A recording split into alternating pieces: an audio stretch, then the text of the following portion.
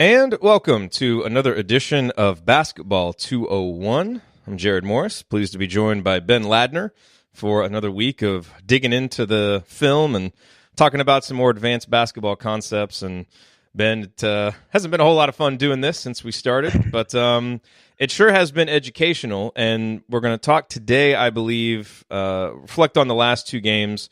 With the Ohio State game, talk a little bit about defense and how Ohio State kind of used some of the things that Indiana wants to do defensively against us. And then a little bit more uplifting talk about the offense and how it moved a little bit better against Iowa. But you want to just start with any overview comments from the two-game home losing streak before we dive into the video?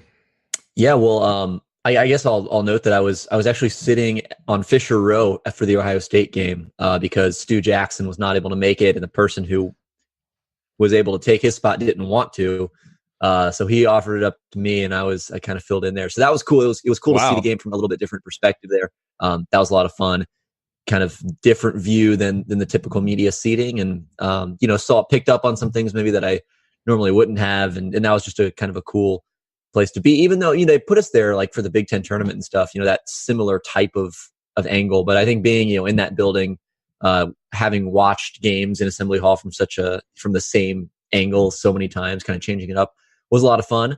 What did you pick up in particular? What interesting? Just insights? Kind of some of the things that go on the bench, and some of the talk like from the bench to the court. Things that the guys kind of like the communication between teams and coaches and stuff like that.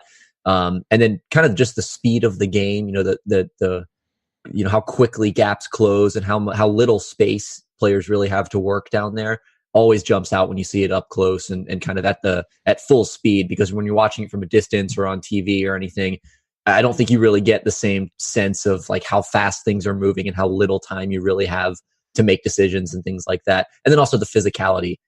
Things are just so much more physical when you're right there than they are when you're kind of looking at it from a distance. So that was fun. Aside from that, not a lot of great basketball in that game. It was kind of a sloppily, ugly played game. But the Iowa game, I thought was, there were some positives to take away there. I actually didn't think that the team was that bad in either half. It was just sort of, they couldn't come up with that one stop that they needed. They couldn't get that one bucket that they needed. It seemed like every time Iowa made a run, Indiana was right there with them. And every time Iowa was in a dry spell, Indiana was also in a dry spell. They could just never kind of time it up so that they took advantage of Iowa's droughts, and Iowa was able to take advantage of Indiana's. So that's kind of what it boiled down to for me. I didn't think that was a particularly discouraging game, other than the fact that they just didn't quite have enough there in the second half. So let's talk about this Ohio State game. And, I do want to recommend, if you're listening to this, you should definitely check out the latest film session over at Inside the Hall. I thought it's one of the better ones that Ryan Carrazza has ever done, and those are typically very good. But he went through, I think, 9 different plays offensively, that kind of showed the difference between how Indiana played with Justin Smith on the court and how they played with Duran. And we're going to talk defense here. We were just talking right before we went live. As I've reflected more on the Ohio State game, I've grown a lot more frustrated by that game, because in hindsight, it feels even more winnable than it felt at the time. And it really just felt like, the players definitely made some mental mistakes. Man, it just felt like they weren't being put in the position to win a game that they had, I think more ability to win and really could have won. But, we've talked a lot about Archie coaching so well in close games. I just thought he really got outdueled in that one. And it seemed like there were, real easy for me to say, right? But it seemed like there were some clear things that we could have done to increase our chances to win, and we didn't. And it's frustrated me more and more as I've thought about it and reflected on it. Do you kind of get that same? Did you have that same feeling about that game? Yeah, a little bit, and that's kind of what's going to emerge as a theme here in these two clips I have from that game. Is just sort of Chris Holtmann. To his credit, I think he's a fantastic coach, and he was also really good in his post game press conference. I thought he was really insightful, maybe a little bit more kind of friendly and open toward the media than Archie typically is. But he also had just won a game, and Archie had just lost, so we'll give him a pass there. But it became clear, and I think hopefully these two clips illustrate that Chris Holtmann knew what Indiana wanted to do. He knew what kind of system they wanted to execute on defense, and he designed plays and actions to kind of counteract that, specifically with Indiana kind of in mind. He was able to take advantage of what he knew their defense was going to give up, And so, yeah, you talk about kind of getting outdueled tactically. I thought Chris Holtmann got the better of that coaching matchup, by his ability to draw up really creative things, X's and O's wise. And that's kind of what these two clips will sort of show is just sort of not necessarily the inherent flaws of Indiana's defense, but maybe just the execution and how, they weren't quite on point. They were maybe a step behind, a step slow, a step late, getting things done, making rotations, stuff like that. And that's what really cost them. The lack of margin for error that you have Right. in a defense like the pack line, where you really need everybody on the same page. All right, let's watch some clips. Yeah. So, I want to preface this by saying I know that I have been, not the biggest proponent of the pack line over this last year or so. It's and I'm still, not the biggest fan of it, even though I acknowledge that it can work in the right system with the right personnel. So maybe a more useful way to frame these clips is maybe not this is what's wrong with the pack line defense as a defense fundamentally, but maybe more this is what Indiana failed to execute. And Yes. like you said, the margin of error is just so small that when you're not able to execute everything down to a T and right, like a clock, all the gears kind of turning together, if there's any one guy who's kind of not connected in the defense, it can really cost you. So the margin of error is smaller, and Indiana, it's their second year playing it. They're learning a new system with a new coach. There's going to be some of these flaws. And so, maybe this is more instructive as far as what Indiana didn't do well rather than what the pack line is not good at taking away. Although, again, I'm still not the biggest proponent of the defense in general. Anyway, we'll get into the clip here where basically we have, Ohio State. This is kind of late first half. Caleb Wesson coming up to set a screen for CJ Jackson. Indiana, as they typically do, hard hedge with the guard getting over. And keep an eye here on Kyle Young. He's going to be in the right short corner here, guarded by Evan Fitzner. Fitzner's in good position. Romeo Langford is in help position, one pass away. Al Durham, same thing on the other side. Juwan Morgan is going to get out, and that's a pretty good hedge. He forces the ball out of the hands of CJ Jackson. Wesson rolls. Fitzner is going to come over, and this is where, the maybe being a step slow, and I think also just sort of, what kind of rotations the pack line mandates. This is what kind of pulls Indiana out of position and gives Ohio State, a pretty decent look. They're not going to end up capitalizing on this, but I think just the window that they get is maybe something other teams could look at and say, maybe we could try that against this team who, if you look here, 1, 2, 3, 4 against 3, this is that kind of momentary 4-on-3 advantage I keep talking about with the pack line defense. These 4 red jerseys against 3 IU players who are basically zoning up against these guys. And so what you're going to see is when Wesson rolls, it's going to pull Evan Fitzner over to help on the roll man because Juwan Morgan's over here. He needs to recover. CJ Jackson smartly recognizes that, there's 2 guys on him, so he gives the ball up. Romeo Langford's kind of out here. Maybe he could be a little farther in, a little farther down to take away what's eventually going to be a lob to Kyle Young. So you just watch kind of how the defense pulls to go over to Wesson, and Young is all alone in the short corner. Now, the pass was terrible, as you can see, but watch Kyle Young, and the pass is in the air here. If this is on the money, he's going to go up and he's going to jam that thing. And that's 2 easy points because, Fitzner is going to have to slide over here. If he doesn't, then Caleb Wesson gets a wide open layup, which is maybe even a higher percentage shot than this alley-oop attempt. So this is just one of those things where Chris Holtmann kind of knew what Indiana was going to do. He knew who was going to be open as a result. And what I really liked about this play was it's taking advantage of kind of the secondary rotation, which is really interesting because a lot of the times you see opponents maybe beat Indiana and burn them on kind of that first rotation. It's the swing pass, taking advantage of that, the hedge guy being out of position. But Ohio State actually, they take advantage of the help man being out of rotation, which is really interesting because you have to think kind of farther ahead and you really have to execute and manipulate the defense just so that you're able to pull this guy out. So you're getting one guy out of position, then the second guy out of position and taking advantage of that, which I thought was very, very interesting. And again, a better pass probably ends in 2 points. So you talked about the momentary 4-on-3 advantage. Is that a function of the pack line, or is that a function of the fact that we're hedging the ball screens?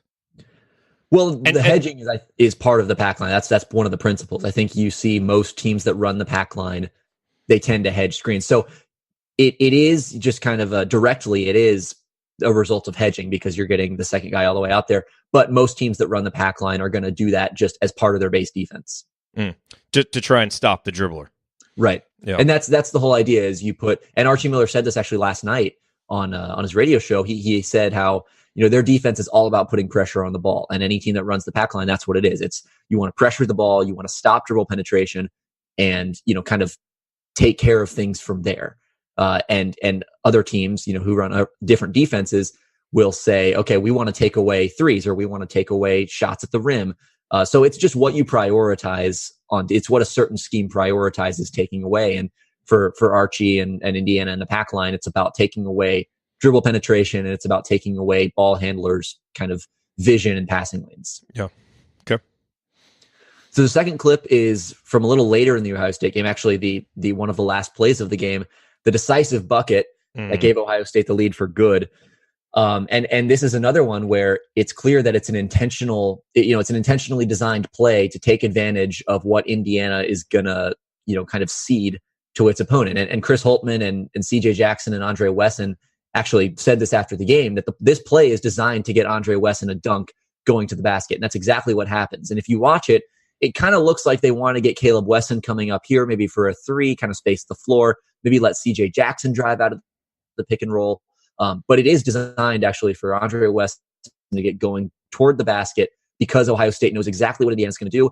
And again, Indiana did kind of more or less what they wanted to. It was just, you're going to see Romeo Langford here in a few seconds is going to be a step out of position. And that's, the decisive step. If he's, I'll kind of show once I get the thing rolling. If he's a step closer toward the midline, maybe he ends up, making a game-saving play. But at any rate, they're going to inbound the ball and kind of go into this box. These two guys are going to fan out to the left wing as soon as Jackson kind of initiates it. So you get a down screen coming up. Muhammad's going to come through, Andre Wesson sets a back screen here for CJ Jackson, who's going to come right back up and get it on the ball reversal. And watch. So right here, Caleb Wesson, who's posting up, Juwan Morgan's fronting. Good job taking away the pass. Caleb Wesson, as soon as his brother catches this ball, is going to start moving up toward the top of the key.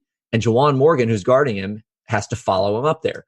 And so what you see is they kind of transition. Because he's a good shooter. Exactly. Yeah. So Holtmann is kind of leveraging that against Indiana. They know the threat that he poses. If he catches wide open for a three, there's a decent chance he's going to make it. So Ohio State goes right into a pick and roll here. Justin Smith on the hedge is going to come out above the level of the ball, and Wesson just slips right to the basket. And you watch the way Ohio State has the floor spaced. You've got Devontae Green over here, guarding the guy on the wing. You've got Romeo Langford on Luther Muhammad in the corner. And I think if Indiana could have this one back, Archie Miller would tell Romeo, get at least 1 foot in the paint here, right? Because you see both of his feet outside the lane, and he actually comes over and makes a good play on the ball. He just can't quite get there. He's not quite in time. And if he's a step earlier, a step closer to the lane, there's a chance that he comes over and makes an athletic play. Maybe not. Maybe he still gets dunked on. Maybe he gives up an and one. Who knows? But I think just the slight lack of positioning there is ultimately, aside from just the schematic elements that made that possible, is ultimately what dooms Indiana on that play. But again, a really well-designed play by Chris Holtmann. They got exactly what they wanted. They knew exactly what Indiana was going to do, and it was great execution. What year is CJ Jackson? Is he a senior? I think he's a senior, yeah. What year is Andre Wesson? Is he a junior? Or senior. So I want to say senior, actually, because he's been around for he might a be. while.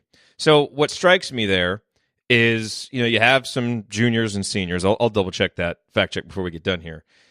The guy on the ball, Rob Finney, is a freshman. The guy guarding the screener is a sophomore, Justin Smith. Yep. And the guy who was in the most important help side position is a freshman, Romeo Langford. Yeah. So when we talk about, the pack line defense and the intricacies and everybody being on the same page, there's a reason why teams that are good at the pack line, like your Virginias, tend to play a lot of, juniors and seniors, maybe have guys redshirt, guys that have been in the system for longer.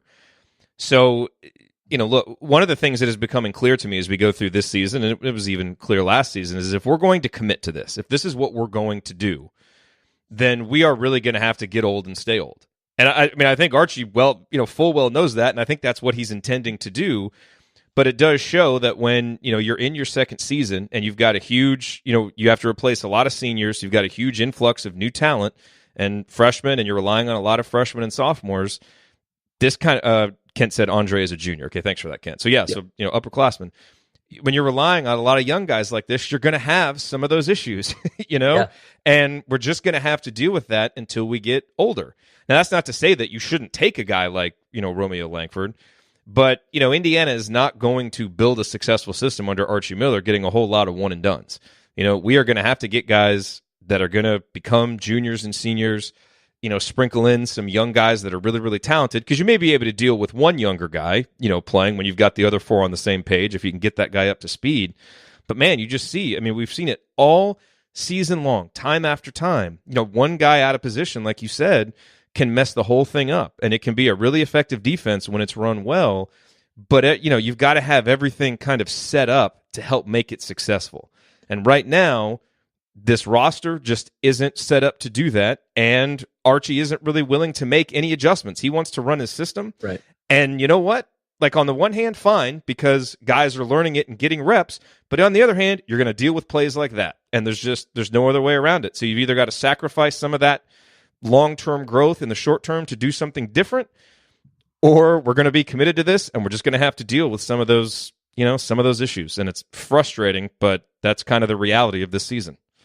Yeah, that's really well said. That's kind of the rub between do you want to maximize the fact that you have two of the 5, 6, 7 best players in the Big Ten and really go for it this year? If so, I think the way to go would have been to change up your scheme, maybe simplify things and make it easier on those guys. But like you said, and like we've talked about before, it's impossible to develop those habits and get those reps if you're not actually doing it. And so, what happens when you don't have the big time one and done recruit? And you really do need to execute a system. Do you have guys that know how to do that and everything? And that's why it's important too to keep in mind that Archie is in his second year. It's important to give coaches time, because even guys like, you look at the other two players who are on the floor, Jawan Morgan's a senior, Devontae Green's a junior, but it's really only their second year running this defense because they ran a different system under Tom Crean. And so you got to have not only give the coach time to put his stuff in, but have the players give them time and give them the reps, like you said, to really get that under their belts. So it's a tough situation. And again, it's kind of this, do you want to simplify things and kind of streamline this one season, or do you want to look forward and take the long view? And there's really no perfect answer. It's just kind of, that's why it's important to build a culture, build a system. You look at a guy like Tony Bennett, who's been at Virginia for a number of years, and he's able to kind of put in those elements that he wants to do. And once you get that institutional knowledge, kind of that systematic carryover, then you kind of start getting the rate of growth, the rate of learning is a little bit faster. And we sound like broken records saying it, because we've been saying some variation of this for that's true. months now. But part of that is because it's true. It's also really frustrating in the moment. The thing is, you have to make sure if we're in year 7 of this, it's only the 7th season they've been running the pack line. So at some point, like, that excuse will stop. But it is a valid, it's kind of a combination explanation and excuse right now, because it is a valid explanation, but it also should be better by now, it feels like. So it's, you're kind of towing that line. Aaron in the chat mentions, that concerns me if Archie is unwilling to adjust. I get it, but stubbornness, if it continues long term, will not allow Archie's success here.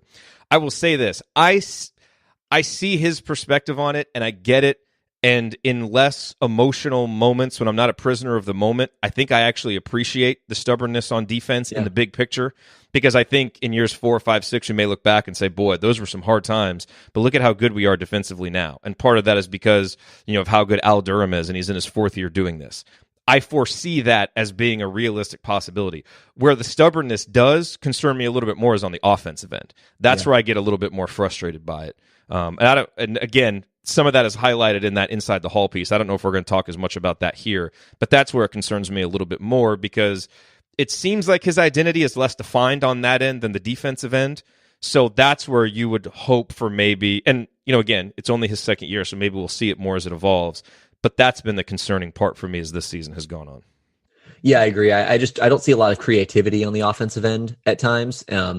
And the clip I'm about to show from the Iowa game is a good example of how they can kind of unlock some things with some passing and ball movement. And ball movement really is the key, I think, to this offense. As good as Romeo Langford is, as good as Jawan Morgan is, you got to move the ball. You got to generate. If you're going to knock down open threes, you got to generate those threes through ball movement. This team just doesn't have guys who are great shooters off the dribble. And Romeo could hit shots from the mid-range off the dribble from time to time, but he's not going to come off a pick and roll and pull up for three very often. Devontae Green can do it sometimes, but oftentimes it ends in an air ball or a bad shot or something. Al's getting better at it. He is, but he I think still is more of a catch and shoot guy. Finney is not really a pull up three guy at this point, so it's got to be through ball movement. And I'll say I would like to see them go back to Juwan Morgan in the post a little bit more. And I know teams are doubling him and forcing the ball out of his hands, but if they could be a little bit more intentional about that, maybe they could, like we touched on, we spent a whole segment of this earlier in the season talking about Juwan's passing out of the post, and maybe they find a way to go back to that a little bit, but then you fall back into that trap of being one-dimensional and running your offense through only one guy. And so, again, we're just generally too willing to take what the defense gives us, but the defense is giving us what they want us to take. Exactly. That's my frustration with the offense. Yeah, and Iowa did a good job of that with their 2-3 zone, and I guess this is kind of a nice segue into this next clip, because it took Indiana a little bit to figure out this 2-3 zone that Iowa threw at them. It just, a team that doesn't have much shooting, they didn't really have much of a response here. But I really thought Deron Davis was kind of the turning point in making things happen offensively in that game. And the same was true for Michigan State too. I mean, he's just... And Ohio State. It's been a theme. Yeah, he's been on fire passing the ball, just absolutely has shown some great vision and really improved in that department as well. And credit Davis too for kind of reinventing himself, right? I mean, he was kind of the go-to low block post scorer on this team last season before he tore his Achilles. And then over the summer, over the course of last season, Justin Smith comes out of his shell. Romeo Langford arrives on campus. Juwan Morgan takes another step forward. And you just kind of have these guys who are, it kind of starts looking like they're going to take some of Davis's touches. And so he's kind of reinvented himself into more of a playmaking big than just a scoring big. And it is important that he can still score the ball, because that unlocks some of his passing, because the defenses have to respect him. But I think he's been really, really good coming in off the bench. And I was actually a little curious why he didn't play down the end of the Ohio State game either, because with a big guy like Caleb Wesson, I think he could really use that defensive presence with Davis's size and everything. And I think everyone was curious about that. Yeah, offensively, he was having a really good game. I know he had 4 fouls, but if he fouls out, he's on the bench anyway, and so you might as well try it. And if you have to sit him, then you have to sit him. But I think preach, Ben, preach. There you go. I think Archie pulled him a little bit soon, and even as he was coming off the floor, I was kind of thinking, well, that's interesting. And Justin Smith wasn't having the best game in the world either, so that was a little curious, I'll say. As was the decision, by the way, a little unrelated, but to put Evan Fitzner in for defensive possessions down the end of the Iowa game. I didn't. It ended up working all right because they just fouled and it was fine. But yeah, they put in Fitzner just to play defense, and I like Evan Fitzner. Seems like a good guy, but he's not necessarily a defensive stalwart. Anyway, the 2-3 zone that Iowa ran, they struggled with it initially. They weren't really getting anyone in the high post because Juwan was posting up and Justin was kind of running these short corners. Eventually, when Deron Davis came in the game, he kind of starts standing around this high post area, just going elbow to elbow, depending on where the ball is. You see they'll swing it to the right side. He'll go to the right elbow. If they moved it back left, he'd go left. Justin Smith is kind of working the opposite of that. This is basic 2-3 zone offense. You get one guy kind of behind the defense, working short corner to short corner. You get one guy working high post to high post, and then 3 guys on the perimeter swinging it around. We call this spin in high school. I'm sure every high school has this offense. They call it different things, but this is pretty basic stuff. So finally, Indiana gets it going, and they enter the ball to high post. This is exactly what they want, because you pull 2 defenders over to Devontae Green, and really Iowa's in kind of more of a 3-2, but because there's not really anyone on this side until Justin Smith comes over, Joe Wieskamp kind of pulls up to double team over here on the wing before sinking back down. And so they get it to Deron Davis, and because Wieskamp's out of position, you look at, everyone on Iowa's team is over on this right side of the floor. And Justin Smith just sneaks behind the defense. By the way, Al Durham wide open too if they needed that. But Justin Smith just kind of sneaks behind and gets an easy dunk. And that's a very simple play. It's just a result of moving the ball and kind of working your offense. But I think once Deron kind of became that hub and kind of showed off his vision a little bit, you just look at the way he catches, turns, finds the open man, and just makes the pass. That's, again, kind of simple, but just to have a big guy that can do that, it really does unlock some things for your offense. What I love about watching Deron play is he has a lot of really subtle skills that are really important. I mean, everybody knows about the footwork and his ability to get the ball up on the glass and all those things in the post. But what's really come around, I think, the last 3 games is the fact that when he does get the ball, he keeps it high. He's got really strong hands, and he's almost perpetually pass faking. Like just the way that he holds the ball, it's kinetic, and so it feels like it puts the defense like it's like they don't quite know what to do. But then, when someone does flash open, he sees him and he's ready to fire a really good pass. Like those skills, for a big man have just been so impressive to see from him. And that's, a big part of the reason why the offense has functioned better, because teams know that he can score so well on the block. But now that his passing is such a threat, it just opens so many things up. And the thing is, when he's in there for Justin, the way that teams are defending Justin right now, where they're just sagging completely off, they're just daring Justin to do the things he's not good at, which is be a spot-up shooter and go off the dribble. And, he's going to do that sometimes because he's in the game and you kind of have to, but it just almost never works out well. But when Duran's in there, he attracts so much of that attention and it just opens everything up again. It's just, it's just a completely different look for Indiana. Yeah, and I think, he's really decisive, too, when he gets the ball. He's either turning and facing and making a pass, or like you said, kind of doing that shake the ball, pass fake kind of thing, and then making a 1-2 dribble move, quick, decisive, going to the basket, either spinning or going for a hook or something. He's got a lot of good post moves. And I also think that Juwan Morgan being able to shoot the ball a little bit better this year allows you to play that combination more often, because right now Juwan's a much better shooter than Justin Smith. And I get the advantages that Justin Smith gives you on defense. I've been one of the people touting those advantages all season long. I think he's fantastic on defense. Although he's slipped, I think, a little bit the last couple games. But I get the advantages of Justin Smith. You want to have some more speed, some more athleticism. That's all well and good. But I do think right now the best front court option, at least something I'd like to see more often, is Juwan Morgan and Deron Davis playing together. And Archie said that they plan on kind of going to that a little bit more here, seeing what they have with that. But I just think the amount of skill, the amount of kind of touch and intelligence you have on the offensive end with those two guys is something worth exploring.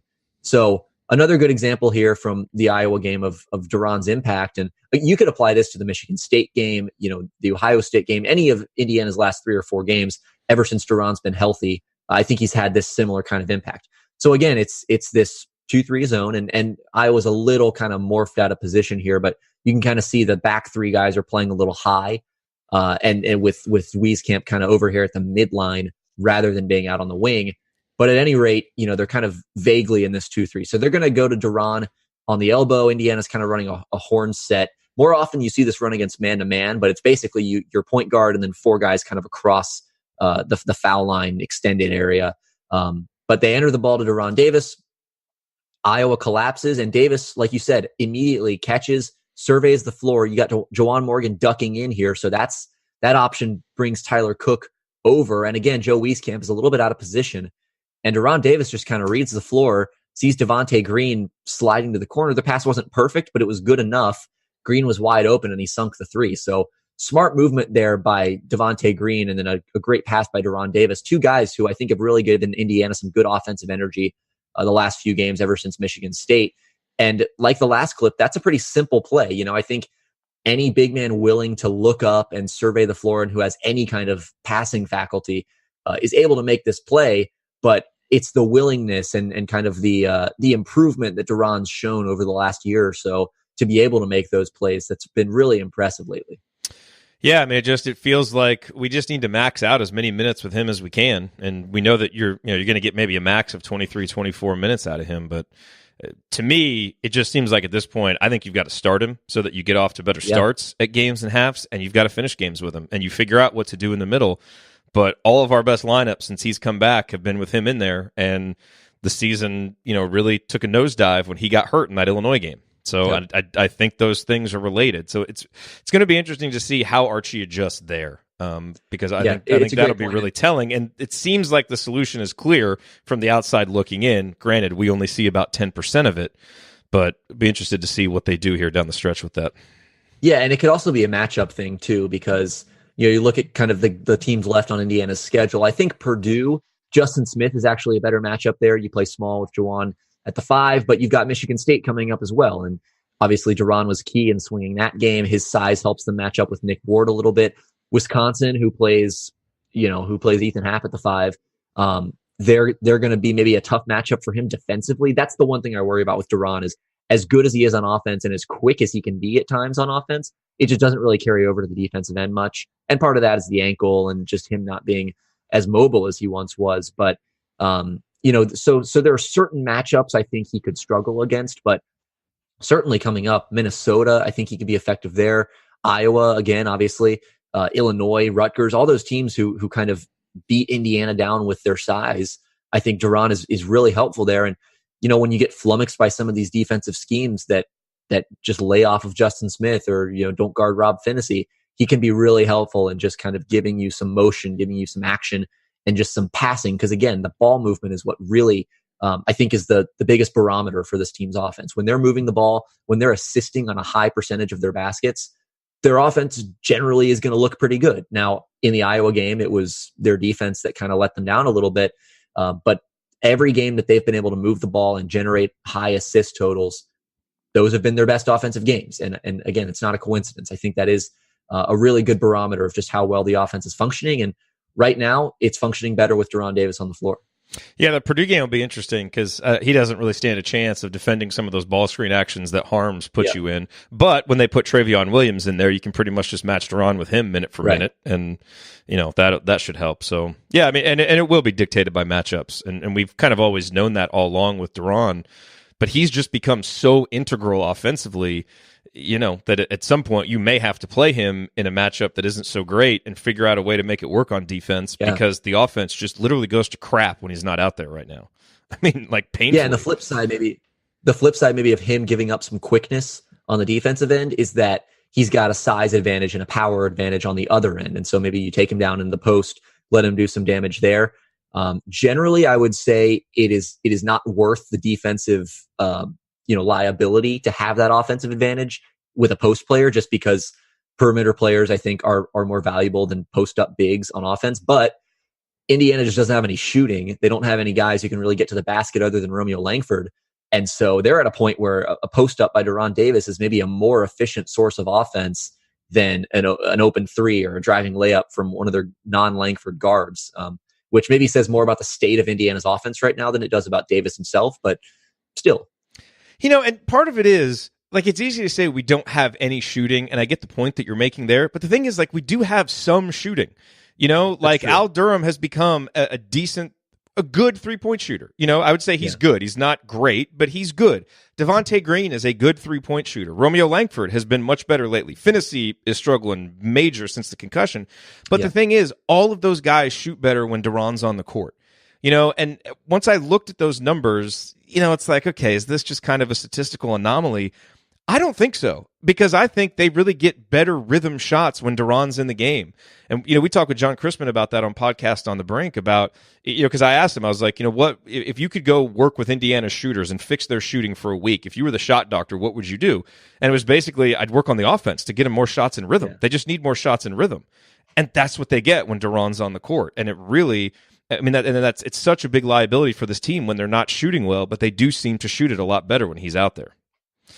Yeah, and by the way, Romeo's up to like 27% from three, which is still not great, but you factor in that he was like 21% for most of the year. He's 11 for his last 26, and some of those have been catch and shoot too, which he was really struggling on before. Yeah, that'll be something to watch. I think we may be at the point in the season where it's kind of too late for him to really make a full season turnaround and kind of get that up like in the mid 30s, like I expected him to. But just any uptick you can get kind of late in the year is always a positive thing. Yeah. Hey, all that matters from here on out is what he shoots for the next 7-8 games. So leave the rest of those games in the rear view. Yeah. What else we have? Is that all the clips? That's it. I only got 4. Okay. No, those clips showed a lot. Bob mentioned in the chat, don't see Romeo learning the pack line. Don't see how that helps long range. That's the thing.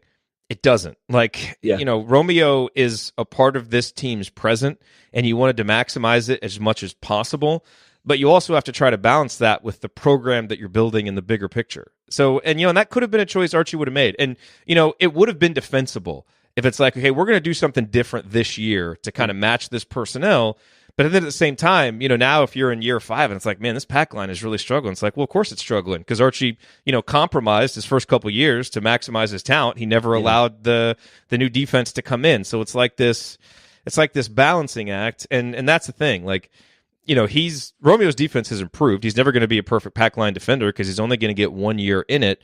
Right. But you kind of hope that his offense helps to compensate for that and that you can figure out other ways to make up for it. And right now, Indiana just hasn't found those other ways to make up for it, in part because for as uneven as the defense has been good enough to be top half of the Big Ten and to be a clear NCAA tournament team. The issue is that this team will go 9 minutes in games without scoring. That's the problem. And the fact that they can't adjust at all in those moments is what's been killer.